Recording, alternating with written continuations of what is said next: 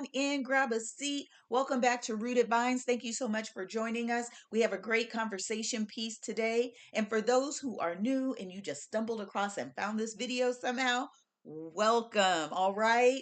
Welcome to Rooted Vines. I am Mayaka Anderson, herbal alchemist. I offer teas that help the mind, body, and spirit, but I also help with inner alchemy, going within, so that you can become the best you and live a more harmonious and balanced life. And today, family, we're going to be talking about the phrase, let the dead bury the dead. But before we get into it, please hit the like, the subscribe, and the share button, okay? All right, let's get started. I'm so excited. So, today I want to invite you on a journey into the most intriguing and maybe troubling for some teachings of Yeshua. Let the dead bury their own dead. Imagine you're standing there and you hear these words when you have family responsibilities to go and bury a loved one. How would that sound to you if you were standing there and someone said these words to you, let the dead bury the dead? Cold, maybe indifferent, or perhaps they are really talking to you in a more mysterious way, hinting at that there is something deeper, something more profound going on than meets your ears. Okay, we always hear about transformers, more than meets the eye, but what if it's more than meets the ear? Okay, think about it.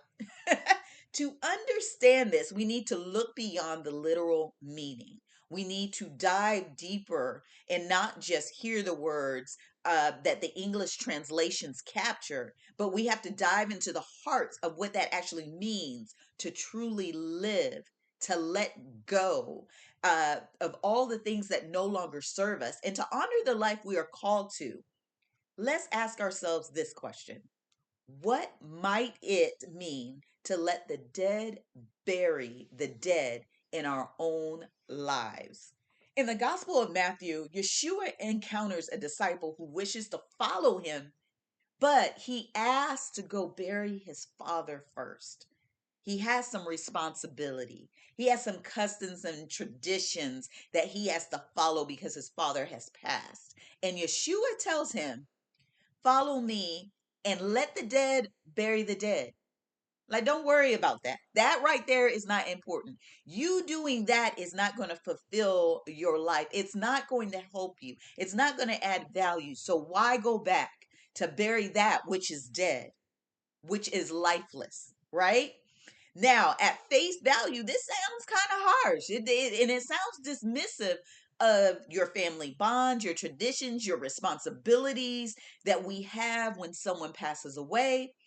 But what if Yeshua was really calling that disciple, um, and by extension, calling to us to something even greater? What if that's what he was really trying to do altogether? Could it be that Yeshua wasn't just telling him to neglect his family traditions, wasn't telling him to forget about his father or neglect family duty, but was instead revealing a powerful and a liberating truth about life itself? Could Yeshua be telling us to leave behind not only the physical death, but the dead weight of our past, our attachments, and even people who tend to hold us back? I feel like I'm on Ancient Aliens, Could it be? Could it be? But truly, when we think about that, is that what he was really trying to get the disciple to understand, even though he speaks in these parables? The whole Bible is full of different parables. It doesn't really speak to you straight out.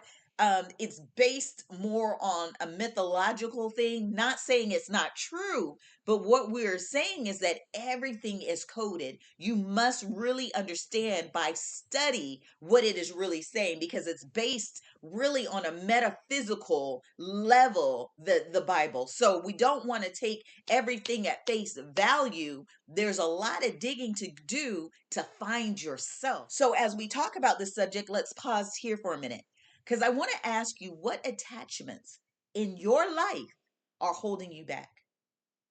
What has a hold on you where you can't move and go into the future? Are there parts of your past or even people, y'all, ding, ding, ding, people that keep you from living fully in the now, in the present, in the moment? Do you constantly think what when Yeshua said, "Let the dead bury the dead," he was challenging the very ways that we see life versus death. Come on, somebody. In a spiritual sense, to be dead doesn't just mean a lack of physical life. It can also mean a life devoid of growth, love, or purpose. Now, let's think about this thing because we know a lot of people who are physically alive but mentally dead, physically alive but spiritually dead, physically alive and both mentally and spiritually gone. Okay, we got a lot of zombies, just a lot of bodies walking this earth, and we have encountered a lot of those, right? So we're not just talking about a physical death, we're trying to go deeper here. We've all known people, maybe we've even been those people at one time where we were just out there who walked through life without truly living, without trying anything new, always staying in that little box where you end up stuck in cycles going around and round, cycles of regret, cycles of fear, resentment, or even numbness, and you're weighed down by the past. Let me tell you, the past can do nothing for you. The only way you can get out of these cycles, leave the regrets behind, is to continue to live, to learn the lessons you were designed to learn, and to correct those actions and move forward in your life. Your life is truly waiting for you to live. It's sitting there wondering why you haven't taken it off the shelf, right? And it's getting dusty. So we have to make sure that we don't get stuck in those crazy cycles. In this teaching, Yeshua is calling us to let go of what's lifeless within us and around us. There's a lot of things that don't need to be in our life. There's a lot of things that's sitting inside of us and have been sitting there so long we don't even know it's still there until it pops up as a trigger word, right? And if you want to talk about trigger words, I have another video that's coming out with trigger words. But it pops up and we don't even know it's there until something happens and we're aroused and we're raged at it, right? So we have to let go of the lifelessness within and around us. And sometimes to truly live, we must bury what no longer brings us life, if it's not bringing value, even if once it held great meaning and love. Okay, there are sometimes we are out here and something happens and it's wonderful. It comes in this beautiful package with the bow and the bright colors.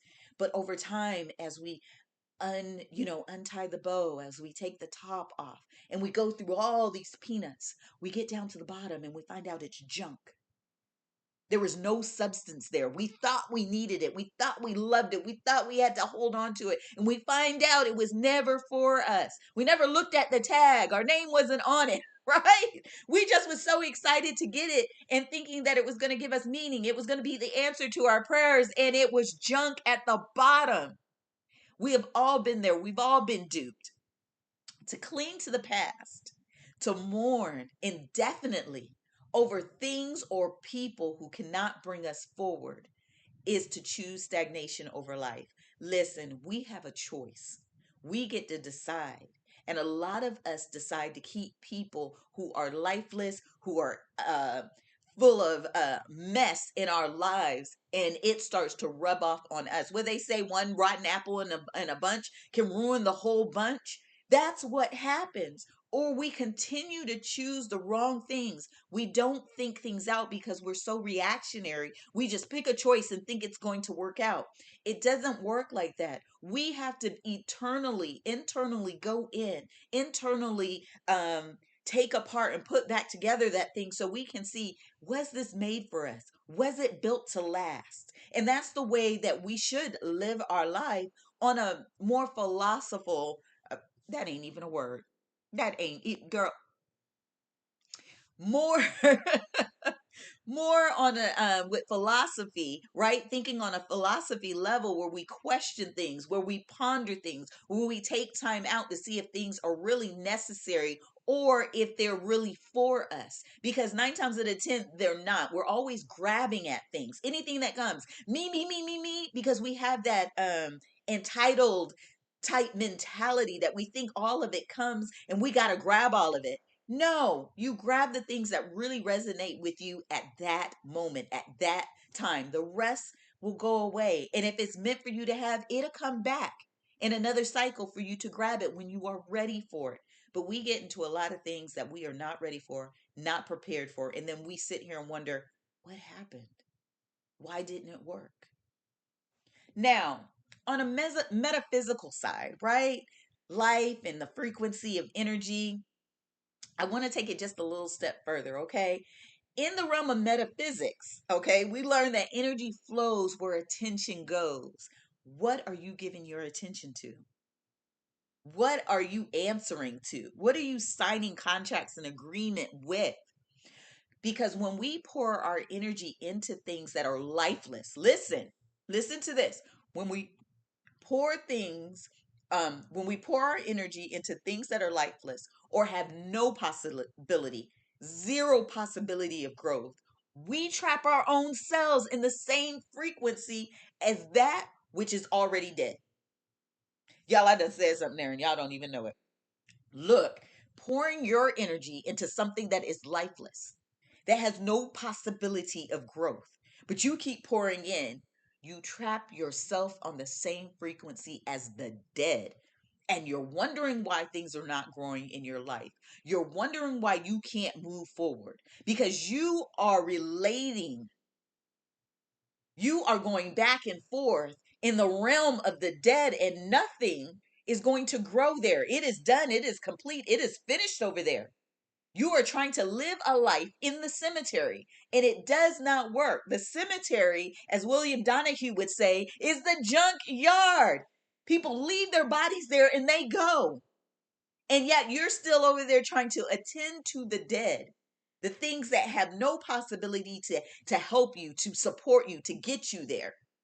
So imagine carrying a weight that grows heavier every day and it keeps pulling you back like a magnet, just sucking you in, right? Slowing your steps. You feel like you're moving in the mud. I just can't get any traction. And it limits your vision. You can't see beyond the cemetery. All you can see is cemetery and tombstones for miles and miles. It has limited your vision. And some of you don't even know you're amongst the dead. You're so close to being there on dead, the frequency, right? You don't even notice that you have life in you. You have accepted this. And so nothing is growing and you're angry about this. You're mad that everybody else is moving forward. But you decided to be the caretaker of the cemetery. It is only within you. You have to decide that you want to leave it behind and let the dead, what? Bury the dead. The past, unresolved, wait, right? When we give it too much attention, it consumes us. Because let me say this, we are human. So sometimes the past does come by and tries to knock at your door. You got to shut it down if it is not going to add value to your life. If it's not going to remind you this is a lesson we learned before, be careful, don't step that way. You have to let it go. A lot of us want to be in the woulda, coulda, shoulda. I should have done this. I would have done that. Why didn't I say this? Who cares? It has passed and it cannot do anything for you this day, today, at this moment. So when we start to release it, when we do let when we bury the dead, we free ourselves to rise to a higher, more vibrant frequency. Could it be that Yeshua was inviting us to liberate ourselves from the chains of the past, to cut the cord that we've been tied to rip up that contract that we signed, to null and void the verbal agreement? Is it possible? Is that what he was saying to this man, to this disciple? We're going to free you of your past. We're going to null and void the family duty and the responsibilities because that is a man-made tradition. None of those things that you are doing is going to help your father, nor is it going to help you. Now think about your own life. What is one thing, one memory, one regret that has kept you from moving forward? I have dealt with a lot of things. I have many, many regrets, lots of memories, even with the trauma with the pastor who molested my daughters. Sometimes it pops up, but I have to understand I only knew what I knew when I knew it. I did all of the things that I could, right? And so I have to move forward and leave that alone because there is nothing there that is going to pour into me. I can't do anything else about the situation. I've done all I can and I move forward in a healthy way. So I ask you, when you think about that one thing, that one memory, that one regret, are you ready to release it, to let it be buried on its own so you can step into your future with new possibilities, with new opportunities, in new relationships? It's a question that we have to ask ourselves. We have to take a moment. Sometimes we got to take a tea break and just sit there and think about these things that we get ourselves into. Time has passed. And why are we still living in that space? Why are we still holding on to that? Now, there is another layer to this. Of course, I always say there's levels to this thing, y'all. There's another layer to this teaching that hits even closer to home because sometimes the things we must bury aren't just memories or regrets. Wait a minute, y'all. They're relationships. I know. And that's hard for a lot of people. Boyfriend, girlfriend, fiance, husband, wife, whatever it is, them relationships, best friends.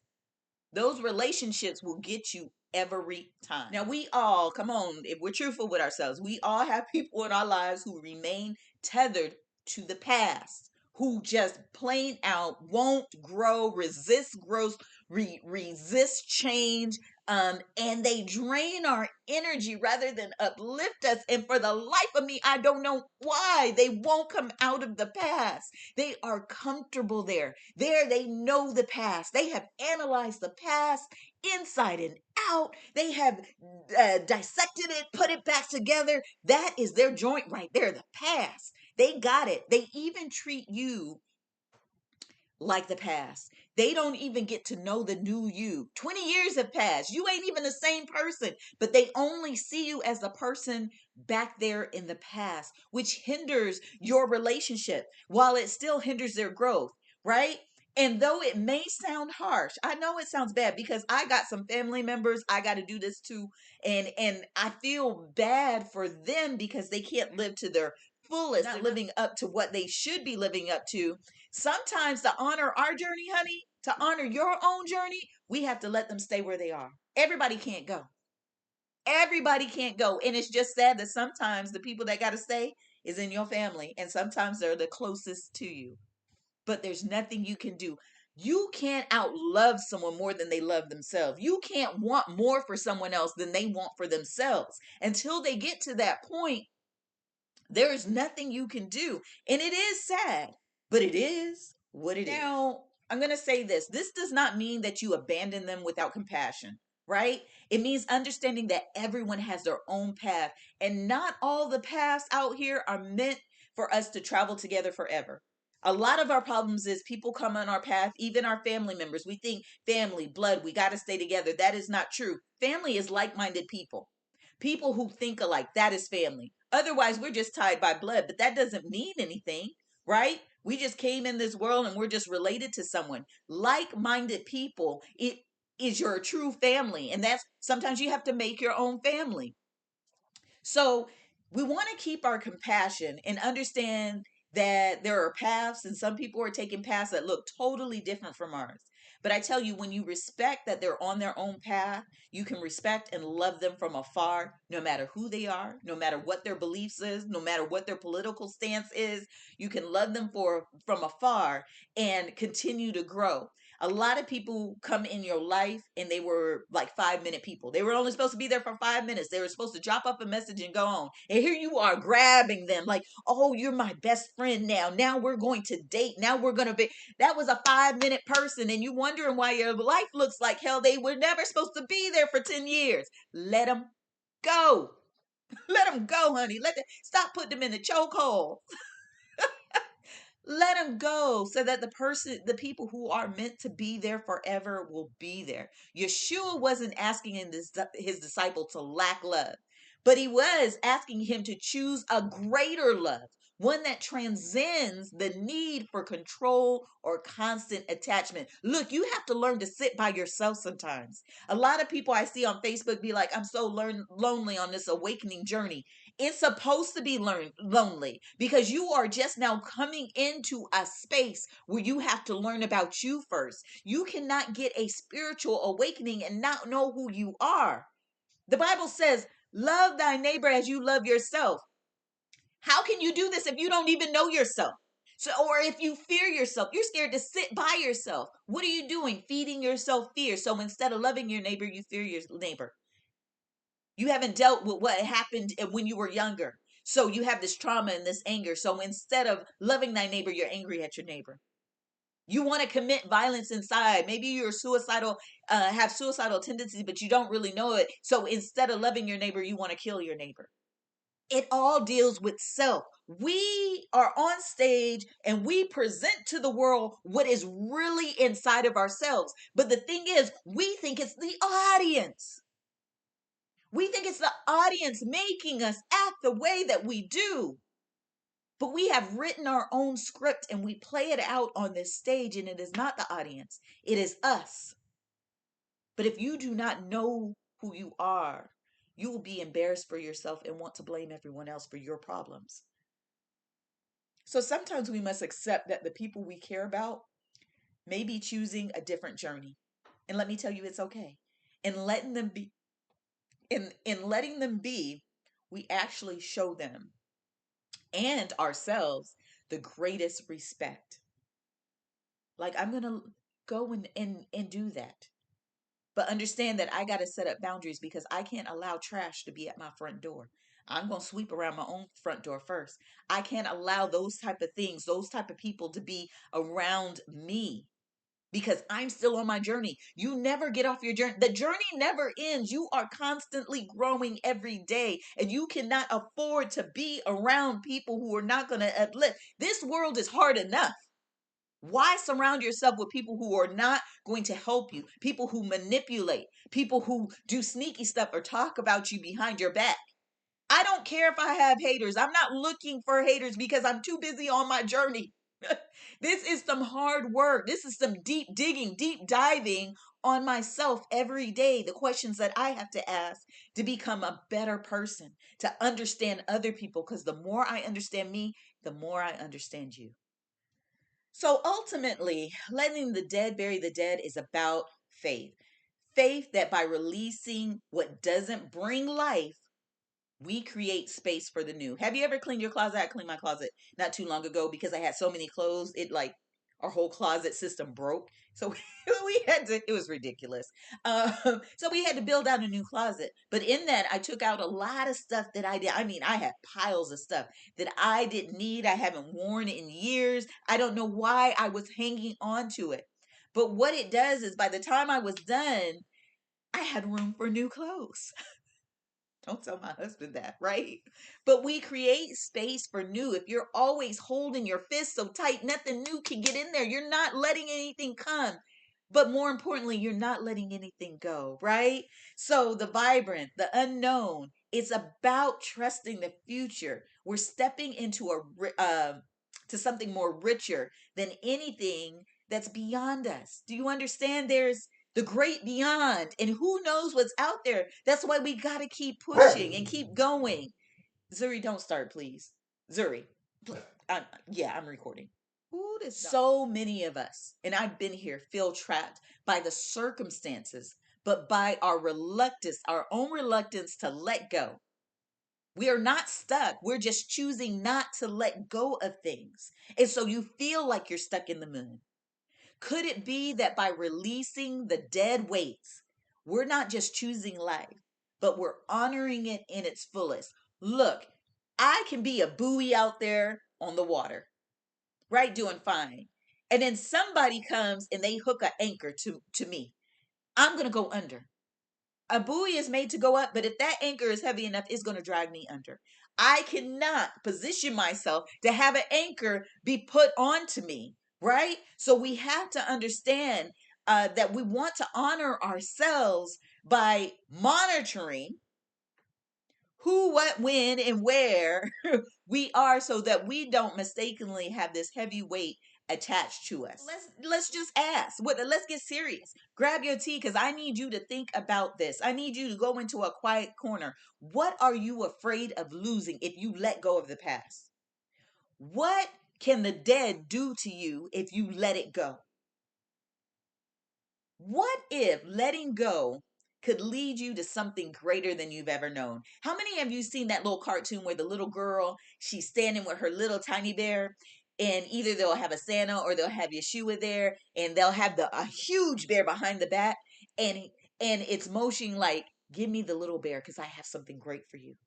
But she wants to hold on to that little tiny bear. "But I have something great for you. Just let it go.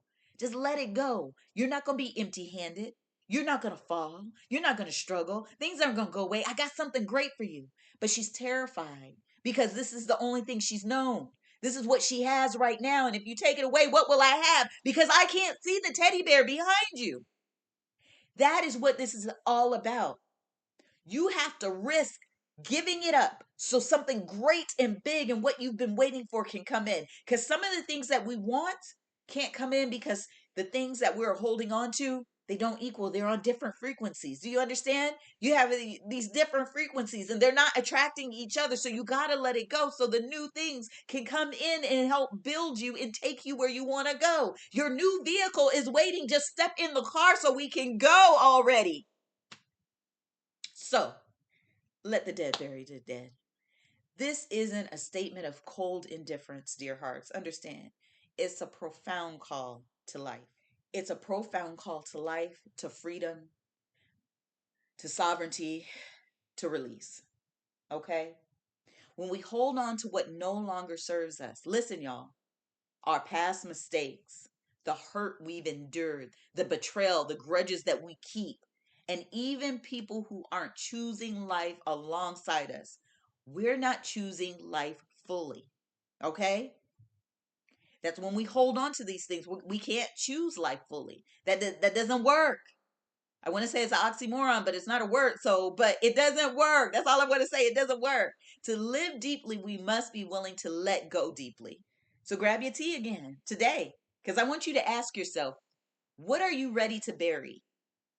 What are you ready to lay to rest so that you can embrace the fullness of life waiting for you? What are you able to walk away from and not even look back?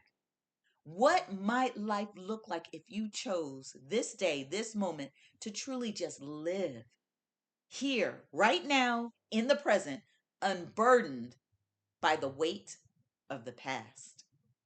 Thank you so much for joining me. Make sure you put your answers down at the bottom. I want to know what you're dealing with, what past has got you captured, what is going on with you, why can't you move forward? Let's have the conversation. And again, dear hearts, I pray that whatever you desire, whatever you are seeking in this realm, it is desiring and seeking you. All right, family, I love you all. Have a beautiful week.